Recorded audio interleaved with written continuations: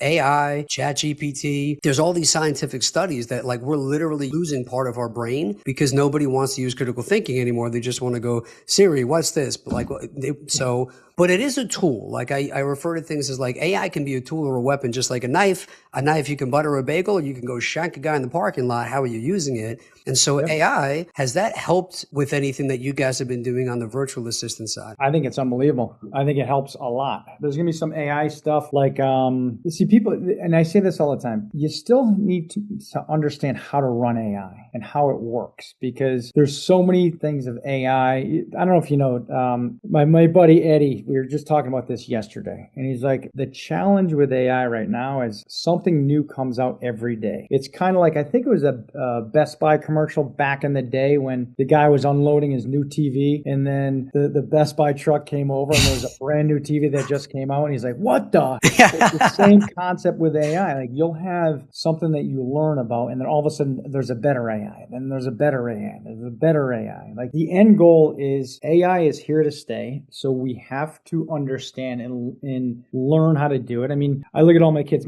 All my kids are in school right now and they're all using AI. And it's just a tool for them. Think about AI is a great thing to research or for us to give ideas of marketing. There's just so much that you could do with AI, but it doesn't replace humans. It's an add-on to what we do, right? So that's the way I look at it. And we teach our VAs as well on how to use AI. So it's just part of the game. If you don't adapt to it, then you're going to get run over.